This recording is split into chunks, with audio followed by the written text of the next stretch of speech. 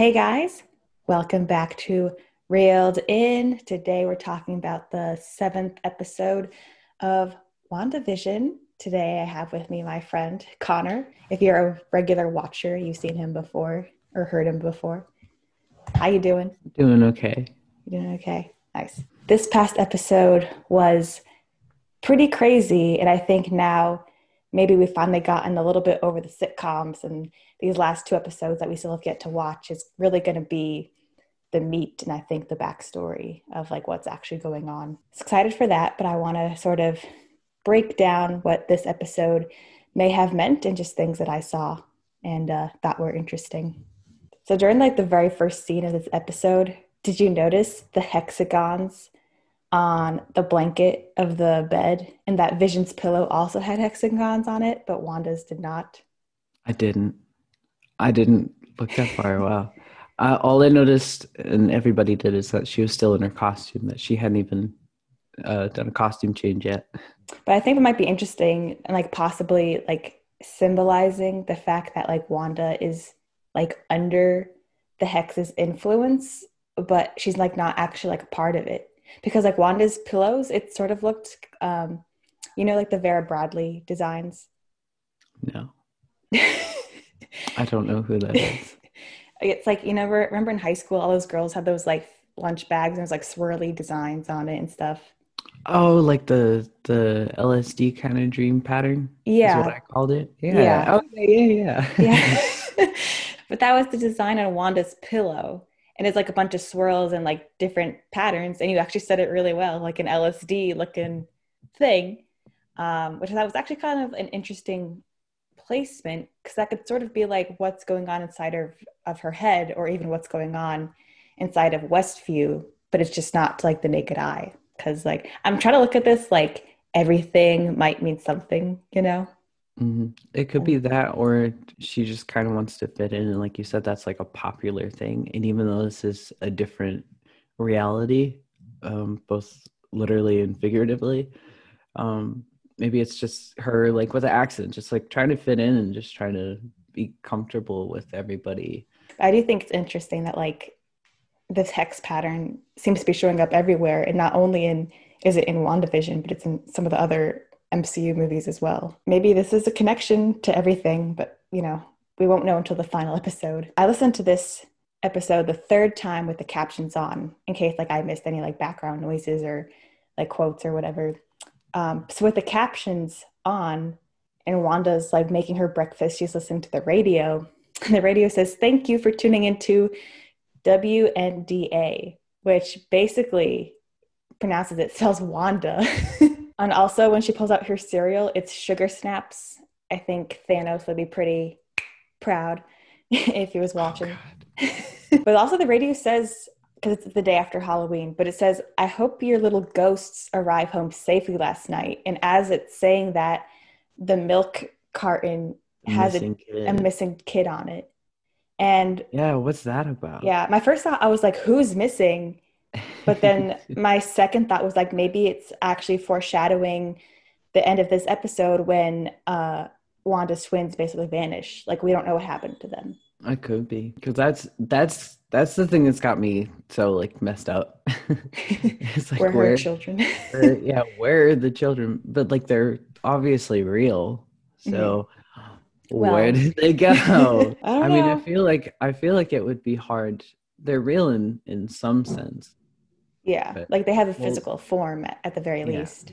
yeah, they're not purely an illusion, I don't think, but we'll maybe get to that later.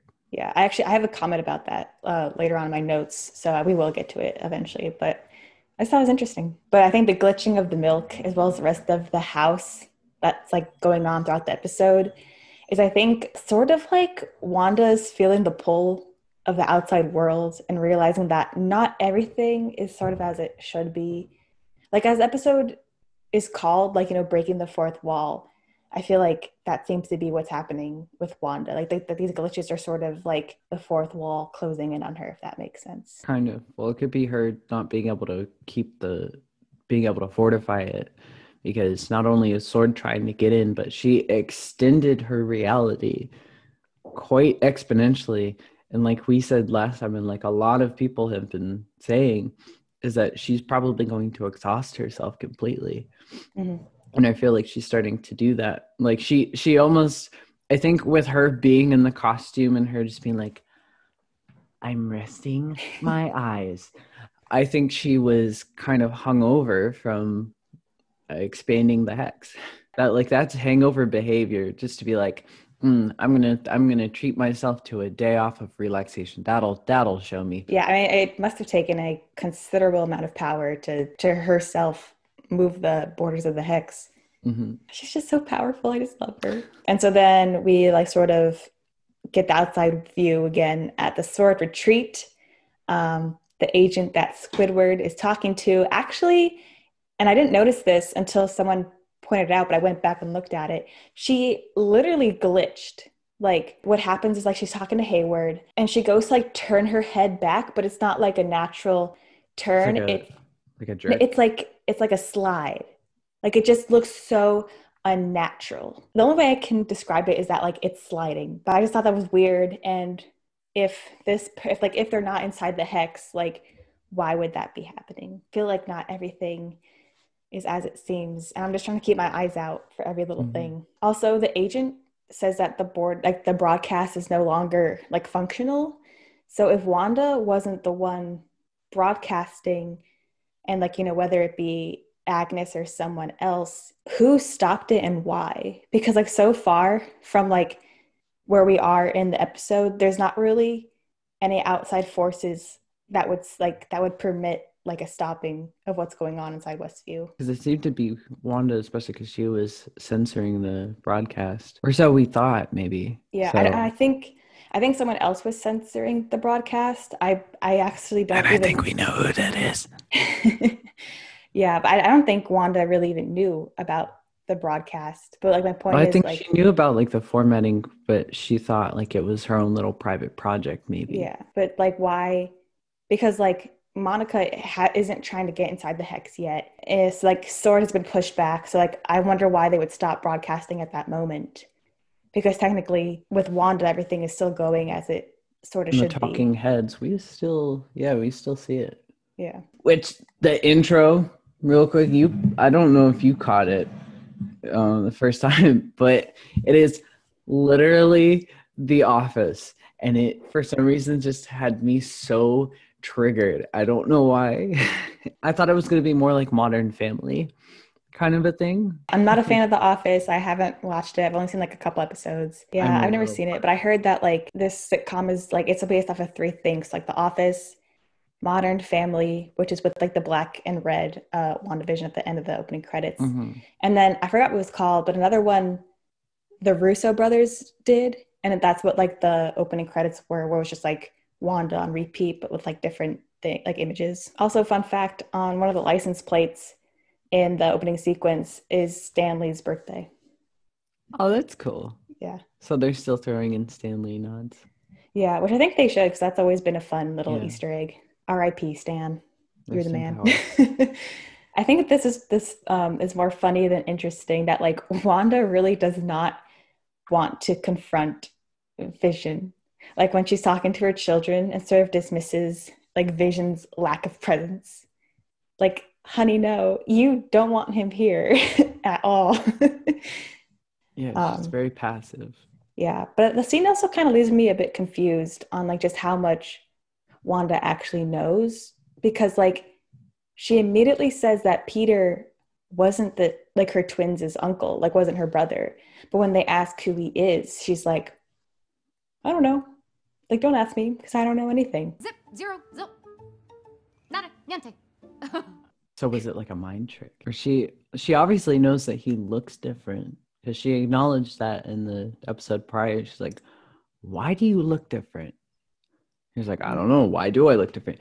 I don't know. Why do you look different? What happened to your accent? Well, what happened to yours? I really am confused on like just how much she does and doesn't know. And I'm hoping to get answers. And I have a thought about that. Maybe, so can we talk about Agnes? Yeah.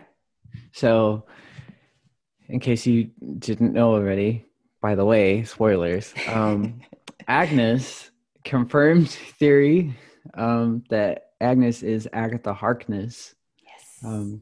a sorceress. And I'm wondering if Pietro looks different because she couldn't find his body, or she couldn't replicate his body. And so she opened up. I'm still on my multiple reality cheese hole theory, that she just kind of found the next best thing and was like, yeah, it'll do. And then brings him in and then just like reanimates his consciousness, or resyncs his consciousness with Pietro Maximoff and not Peter. Because I feel like they've also been planning this for a while. Yeah, definitely. And I feel like, like the multiverse and multiple realities, like it has to come into play at some point, because, that's literally the direction that they're all going in, with Loki and time travel and even Doctor Strange. And I heard even Spider-Man 3, although those aren't confirmed, I don't think. But so I think that's the direction the MCU is actually going to go in. So it would make sense. Speaking of Agnes, I found it interesting that like Wanda, who has been for the most part trying to conceal herself from the residents of Westview, used her powers to open the door for Agnes. Like, she's been very open with Agnes. Like, she's been so incredibly candid. So that's why I was like, she has to have some kind of bigger role. I didn't know if she was going to be the villain or not. But then at this episode, they gave her so much screen time. And I'm like, yeah. She's also, the villain. She walks in wearing purple, which is Agatha Harkness's colors in the comics. Also, how does Agnes always know like when to show up? It's almost it's almost like she has like a fly on the wall, or maybe a cicada on the wall. And I'll get back to that later. Whoa. So, because she always shows up like at the exact right time, and she never knocks. She just kind of like, well, she did knock just that knows. one time. Yeah, she just knows to come on in. Also, when she says, okay, so I'm gonna go back a little bit to what we were talking about earlier with like the kids vanishing. So when Agatha Agnes, like when she goes, I won't bite. And then it like goes to the talking head, and it's like, I did bite a child I did once. bite a child once. I promise I won't bite. I actually did bite a kid once.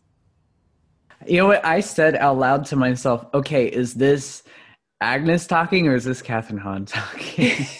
With peace and love, of course. But I thought, I'm like, I have a feeling that Catherine Hahn definitely has bit a child. Funny. I'm sure she had some creative liberties to say certain things at certain points. But I wonder, like, does Agatha Harkness like consume children? Because it would make sense because I know there's a theory going around that everyone in Westview is like dead. So it would make sense if the children in Westview are dead and Agatha's like reanimating their souls. Like a Pennywise kind of situation. What the? I didn't think about that. Yeah, it is going around the internet, and it was my first thought. Because she's like, I don't bite. I'm like, but do you? And then she's like, I bit a child once, and I was like, so you do? I could be wrong. I'd have to look because I didn't go back and look at it as meticulously. Where did all the kids go after Halloween? Well, okay, so they do show up again, and I will talk about that. Okay. But yeah, because it's like there was no kids before Halloween except for Wanda's children, and then Halloween comes, but Wanda, because Pietro or Peter, whoever, was like, yeah, like the kids just come up like once a year, and Wanda's like, well, I didn't bring the children. Do you think that's why the neighborhood outside of Ellis Avenue were like kind of frozen, and Agnes was there? So you think that she was like consuming their energy or whatever she is to feed herself? Maybe. I think everyone, although for the children, have like they've already been consumed by her, and like those are just like the imprints of them, like their souls. I don't know why Agnes was there, which I talked about I think last analysis. So like I'm not sure why she was there in the first place. And she was faking it. Yeah. Which is weird. Oh, I was like, when she was talking to Vision, I was 100% like, yeah. She had to have been doing something. And then to your idea that she is either totally omnipotent to this hex, or she has like a fly on the wall. That's her little spy drone. And then she saw Vision kind of going around, and she's like, oh, I need to pretend like I'm not here for any particular reason. Yeah. And she's like, where's the square? And he's like, got in the lost. square? You got lost in your own neighborhood that you Yeah. grew up in. She's like, huh, honey. Honey. But Yeah. interesting how when he does his little zappy thing, that she had to have been completely faking it. It must have not phased her at all. Mm-hmm.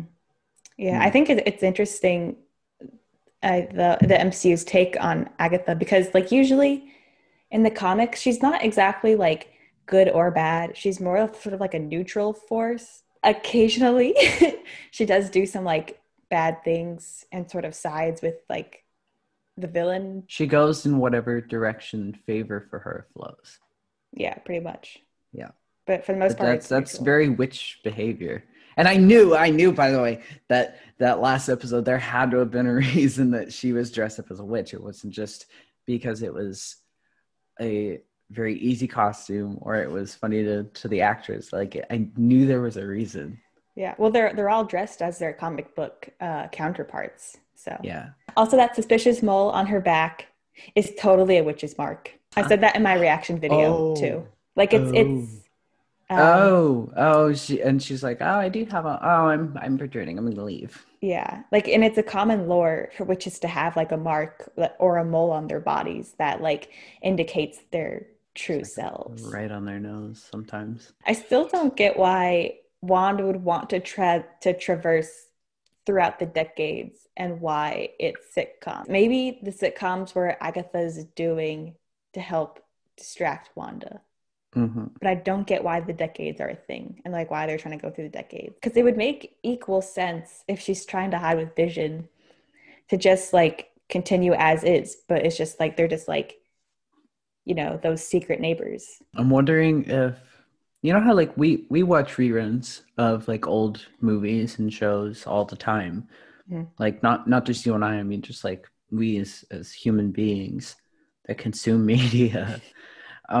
And I guess it just made more sense to organize it that way. But I don't know. Maybe there was a particular reason. Like I don't mind jumping the eras. Maybe she's very particular about it. Yeah. I don't mind it. I'm just like curious as to like why it is. Yeah. Yeah. So we find out in this episode that Squidward is even more of a butt. I hate him. I hate him too. And that he's trying to get Vision back for his own nefarious purposes. Also, do you think Wanda found out about like what they were doing to Vision and that also enticed her to go and get him? Or do you think it was purely for her own benefit and not being able to live without him? It was probably like an afterthought. So I don't think it was necessarily a forethought. Yeah. Also, I feel like, you know, like when Thanos initially snapped, like Wanda could see like that Vision, like the body was there. And then when they snapped back to like where they were originally. Mm-hmm. And he wasn't there. Yeah. And then she had to fight Thanos, obviously, and then Tony's funeral. And then I feel like after Tony's funeral, she might have just like zipped her way. So it might have been like a thought immediately, like when she didn't see him there, was like, and just she sort of like freaked out. It could have also been like she started grieving and then she heard that the new shield, mm-hmm. you know, sword, the new Avengers government, which of course she is still going to be defensive against, contentious with, because they obviously still don't like her. Yeah, even after the Sokovia. Yeah, because there was there was the Sokovia Accords, and like that enough is like she obviously didn't warm up to certain Avengers. You know, it was the whole like Team Cap and anyone who was like kind of on the fence about mm-hmm. it. Mm-hmm. That she was comfortable with because she could trust them, because obviously she's been through a whole lot of, like, she was taken by Hydra and experimented on, and that's what gave her powers, but they were both like tortured. I feel she has every right to be defensive, but I also feel like anything that the government or some sort of authority is going to have over her, she's not going to be happy with. Speaking of the government, I'm a little disappointed that we don't even get to meet this like space engineer that Monica kept talking about, which I feel like is weird like if like to keep mentioning him but not show him. So I have a feeling we may see him later on, but I was like really disappointed we didn't get to see him. Because you can't hype someone up like that who builds like a space rover. Yeah. A space rover that looks like an ATTE that you think can go through the hex. It might even work for Sword because the rover had like the sword symbol on it. You'd think all of Sword is under Director Squidward's control, but there's obviously this branch here that like is not. So again, like we get the talking heads, and the person who asks Wanda, like when she's doing like the interview with herself, if this is what Wanda deserves, is actually Catherine Hahn, but her voice is lowered like down just like a pitch. Do you think maybe this is what you deserve? But I think is an interesting question for Agnes/Agatha to be asking. Like, what exactly I think has Wanda done to deserve her world sort of like falling apart? Or do you think it's just Agatha trying to play off of like Wanda's guilt? I feel like she's definitely trying to play off of the guilt because that's her instrument of manipulation at this point, because she knows how fragile that is. And so long as Wanda feels guilty and kind of comes out of her little sitcom trance, she's able to take control. So I feel like it was a team effort here. Like somebody started something. Been thinking that I think maybe it happened subliminally. So after Wanda took Vision's body, she just kind of had like a meltdown. So maybe she did it completely subliminally, and it happened to be an area where Agnes was manifesting. Because if I'm curious to see where Agnes's house is on the map, because I have a feeling it's somewhere towards the center of Westview. True. Well, it would make sense because like if she's Wanda's neighbor, like I feel like Wanda herself would try and put herself in the center of it. So it would make sense. And she's like, oh, okay, I'm going to do something here. And I'm going to kill Sparky too. I feel like people can't get over that. I was so mad. About that. And because that song is a bop. I love this. I've been listening to that song on repeat for the last like 4 days. And you said something about it being like in the Munsters. It was very similar to the Munsters. But that's the only part that just has me like go like, Argh! Like you would have been cool, Agatha, if you didn't kill the dog. For real. So moving forward, we get another commercial. And at first, I thought it was mostly just like Wanda feeling depressed and sad. But I looked it up. And in the comics, the Nexus is a cross-dimensional gateway which provides a pathway to any possible reality in the multiverse. And each reality has a Nexus being, which is basically a being that isn't affected by the reality and can move from one reality to the other. And Wanda is actually one of these beings. And these beings are monitored by the Time Variance Authority, who will appear in Loki. Also, in the commercial, when the woman falls into her bed, the set is changed so that the bed is on the wall and the woman can walk away on it, almost like her reality shifted. True. I'm trying to look at everything in more of like... I thought it was just a trick that they pulled from Broadway just for kicks. Oh, no. I mean, it is like a typical like depression commercial trick that they do. I feel like watching this, nothing should be taken for granted. Yeah, well, all the commercials so far have been like a part of Wanda's past. So I wonder if this commercial is hinting like maybe at a part of Wanda's future. I hope not. You don't want her to be a Nexus? No, I just want her to be happy. I do too, yeah. And not hurt people. Maybe I am the villain. No, Wanda, stop it. The children are at Agatha's house, and I knew that was a whole bad situation right away. I was like, Wanda, do not let your twins go with her. But she did. But anyway, so Billy says his head feels weird, and he can hear people. And do you think it's him hearing the trapped people of Westview? Yeah, that's him going beyond Wanda's influence. So that's when he said, I like it here. It's quiet. You're quiet, Agnes. and your head is very quiet, unlike the others. And then she looked at the camera and went, because she's totally conscious. So yeah, because there's got to they're be a not whole lot part of of the noise. hex, so Yeah. you can't hear them. Yeah. So, well, and they're not under any kind of other influence. So obviously they're hurting. Like the people who are under Wanda's control, they're in great pain because they can't control what they're doing. And their consciousness is being suffocated by this hex blanket that Wanda's put over them. Another thought I just had actually was that like Agatha's house like is sort of part of the Nexus, and that's why Billy can't hear anything like in the house. Oh, true. Because he says it's quiet here, which like I feel like wouldn't make sense if the house was in Westview. I feel like he would still be able to hear other people, you know? Is that our other thoughts? Yeah, from like, you know, other conscious or non-conscious beings. I guess it depends on how quiet he meant. Because if it was just like generally quiet, or if it was like truly like library, you can't hear anything. Quiet. Like the quiet is deafening. Yeah, like the kind of quiet that makes you go insane if you're there for longer than 20 minutes. So we're going to go back to the real world, and Monica is being a great friend. And she's trying to get into the Monica. Hex. She's like my favorite character right now. We are honestly. Monica stans here. We are.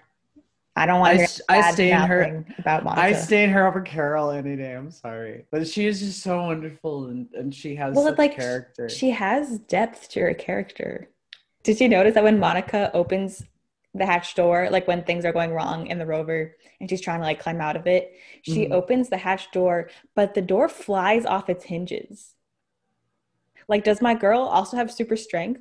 Yeah, like was she already super strong at that point? Yeah. Well, I feel like, I think I've said this earlier, that like it might be a clue that she sort of knew about her powers, or that she was like she had potential getting for it. Powers before this in a way, because she says that like she, like when Darcy was like, your cells are whacking out, man, and she's like, my cells do weird things all the time.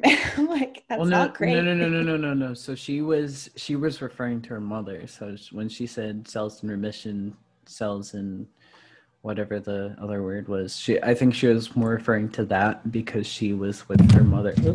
She was with her mother the entire process of cancer, or going through beating cancer and doing chemo, and your cells do all kinds of crazy shit. And that's what cancer is. It's like an unprecedented, just endless dividing, which is where like tumors and stuff come from. So yeah, but I think it was more in reference to that. Is also like your cells do weird things, like with all the gravity changes and radiation and stuff. It's true. Well, she at least has the potential for it, because and like anyone who is exposed to something, you can't just like be exposed. These people have to be really special, because otherwise you would die. Like you have to have some part, like your genes or something has to be strong enough to be able to handle it. So she at least is strong enough to handle the radiation to the point that like it mutates in her favor. Though. Maybe. Which leads me to what happens while she's walking. She's making her way through the hex barrier. So first of all, she says she can get through, like she's absolutely certain she can. Probably because she knows her body, like you were saying, will react a certain way to the radiation. She's also been there. Yeah. In and out both ways. But the conversation she hears is the same one in Captain Marvel. But what really stood out to me, actually, is when Fury says that she can only go to space if she glows like her Aunt Carol. And I wonder if part of the conflict we're sensing between Monica and Carol is maybe like Carol refused to teach or give Monica powers, or maybe started like sort of disregarding Monica because Monica didn't have powers. Or if she pulled a, it's better to let your powers fade kind of thing. Maybe. And on Carol's side, it may have been like sort of her way of trying to keep like her safe, like out of maybe love, by like not including her in like dangerous missions or like whatever. And obviously Monica like is not like would not be happy about that. So I feel like we're missing a lot of backstory for Monica, and that maybe it will be answered in Captain Marvel too. Yeah, because there's obviously some sort of contention between the two of them. But the end result of her walking through the barriers that she turned into Photon. She got her powers. I was right.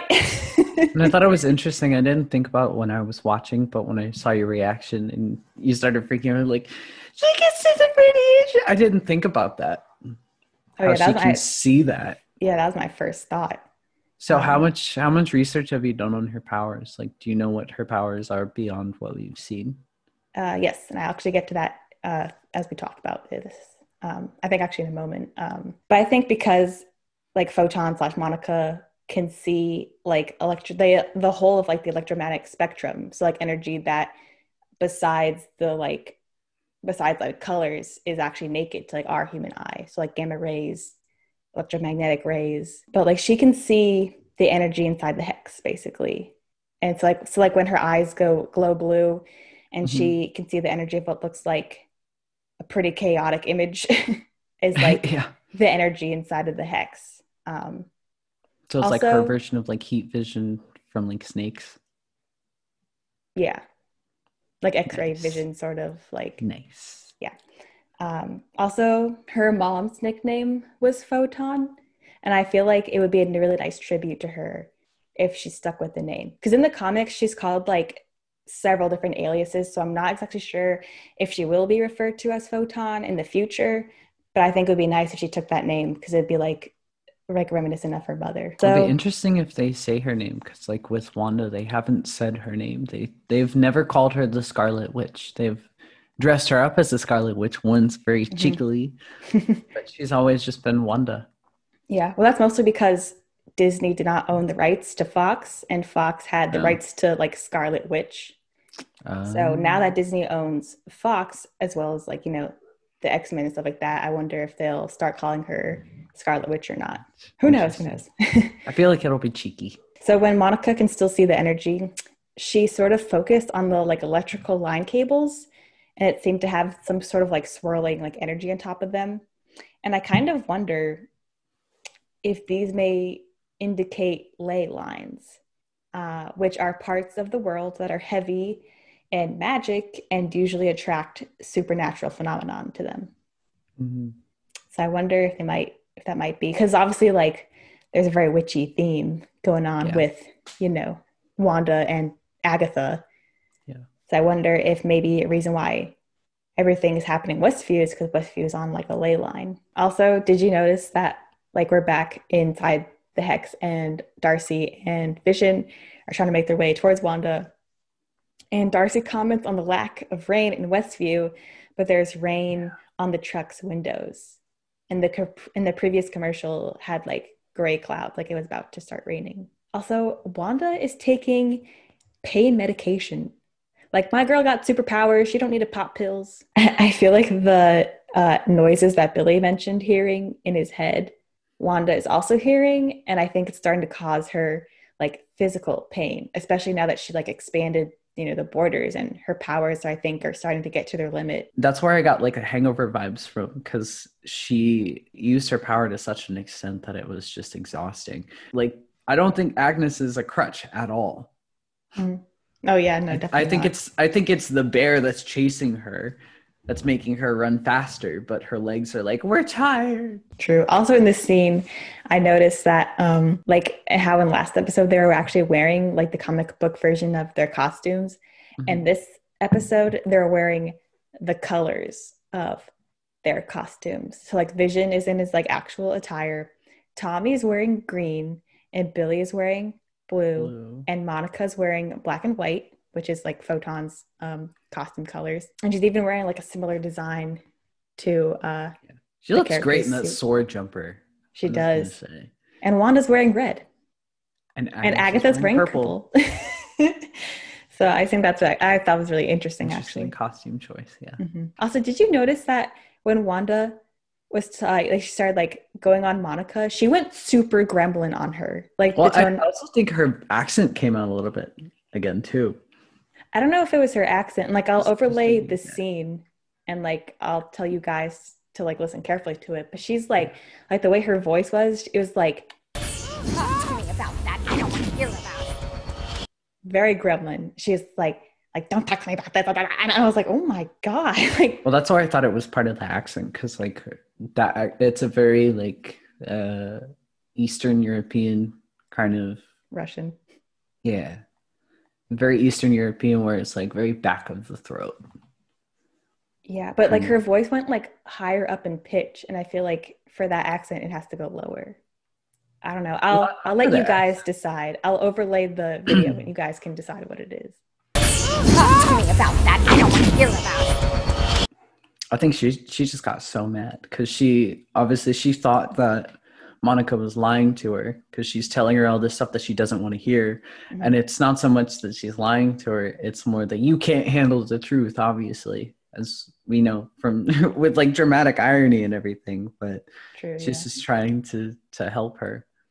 I also think that's really valiant of her. Earlier we talked about the children and how you were asking where they went after Halloween, and I found them.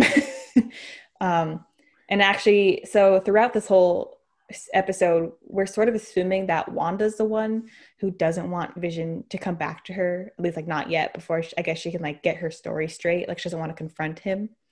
But a part of me wonders if the delay was Agatha/Agnes's doing, because the second time she delays them, it's with a bunch of children like crossing the street. That's right. Children, really?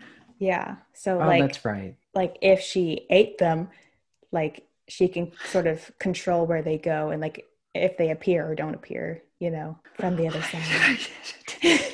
It's such a Pennywise situation. And I know. It makes me feel uncomfortable. This isn't even a theory of mine. I'm just saying, like, if it's a possibility that, like, if this is happening, then it just. Also, and I killed Sparky too.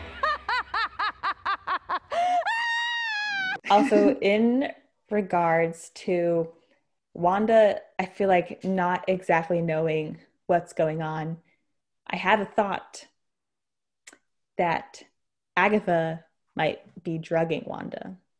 Because I noticed that Agatha literally only has one flower planted in her garden.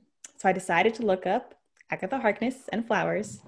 And apparently, in the comics, there's a flower called Wondergore Everbloom, and it's linked with both Wanda and Agatha. Agatha gave Wanda these flowers when she married Vision, and this flower allows people to have visions of the future by laying a petal from the Everbloom onto their tongue. And so a part of me wonders if Agatha altered this flower and is using it to sort of like drug Wanda so she remains ignorant of like what's happening in Westview, or like possibly the things that Agatha is like directing. Probably what killed Sparky though, because I mean, I think she wasn't lying when she said that he ate some leaves. Because you know that's where she found him, was in her bushes.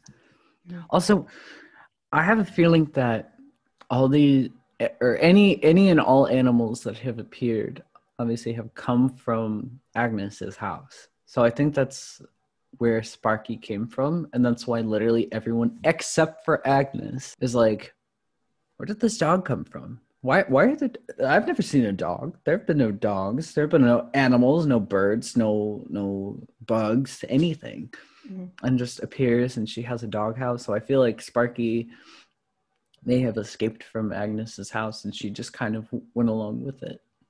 I wonder if Sparky was actually Senor Scratchy, but just like shapeshifted, because you never actually see the dead dog. Like you see hair, obviously, and like the bundle she's holding. I mean, she said she killed him, and it seems candid to me. But also, the flower Everbloom is purple, and so are the flowers in Agatha's garden. And so is her little magic witchy stuff. So in Agatha, we were talking about this earlier. In Agatha's house, we see a cicada on the wall, and I'm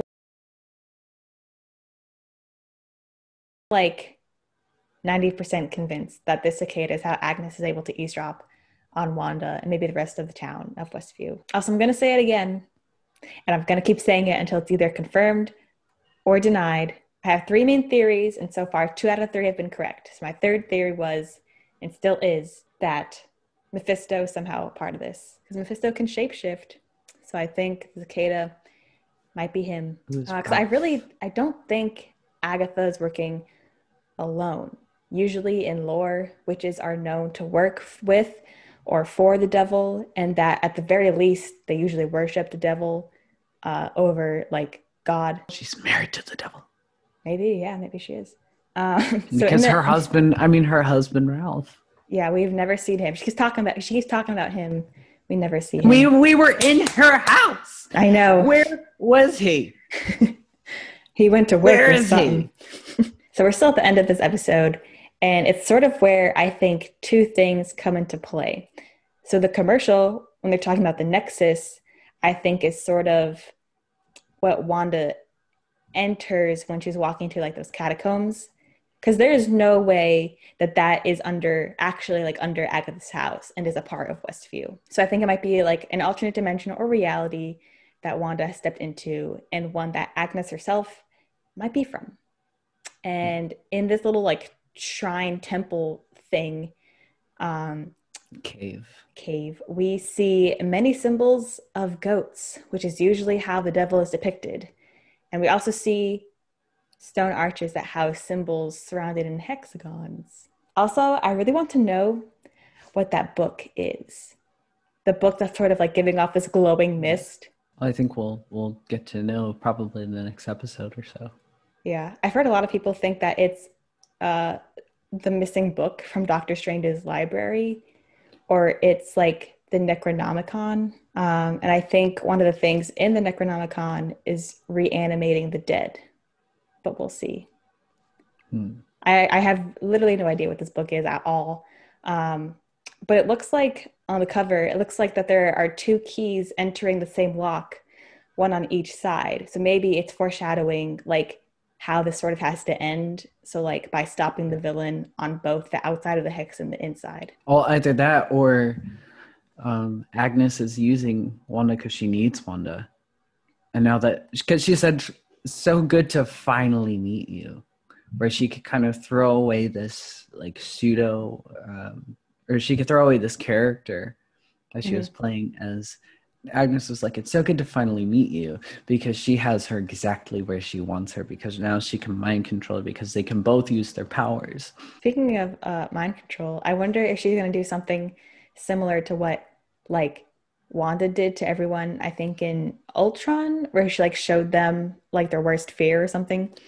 I feel like Agatha might make her relive her past after Endgame, and I think we might finally see how it all went down. And I'm assuming it's going to be the next episode that's going to happen. That's a good thought. That's where in all the trailers you see her in a weird realm where she's staring at the Mind Stone.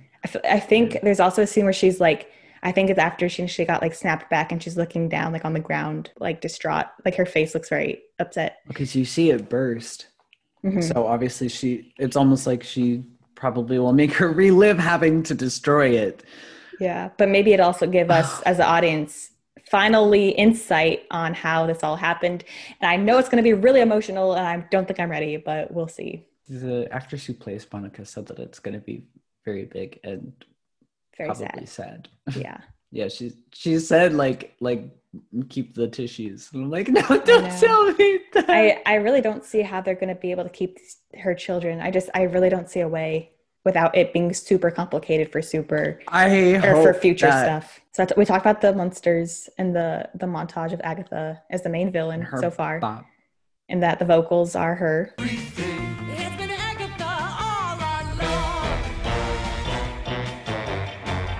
Because she's amazing. What I thought was interesting is that Agatha is sitting in the director's chair in one of the frames, which is like synonymous to Agatha literally directing like what's going on inside of the hex, and like directing Wanda herself. But I think an interesting part of the song, because like I said, I was watching this with subtitles, is that like there's a line that they don't actually finish.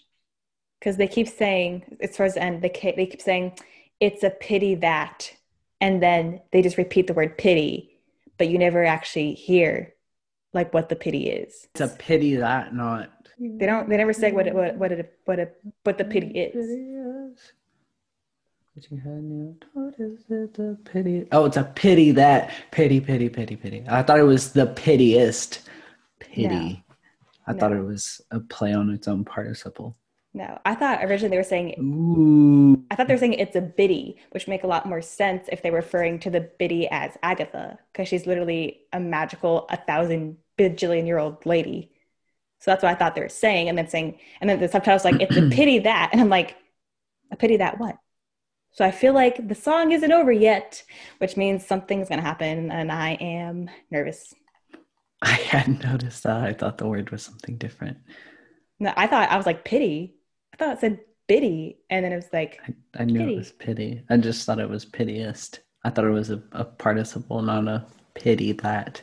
It's a pity that we did get to. It's pity that what? It's pity that what? Tell me. Yeah, because I thought it was gonna be fairly cut and dry, but I guess not. Yeah, I'm looking at this whole series as like never take anything as is For granted. Yeah. So I don't know, like obviously like Agatha has a big role, but I don't think she's the only role. Maybe, I don't know. Obviously something's gonna happen because it's a pity that something Happened. Yeah. She did something. Also, going off of your question about like Monica's powers, I sort of answered them, but like we see it again in the end credit scene where instead of Monica's eyes glowing blue, they actually glow purple.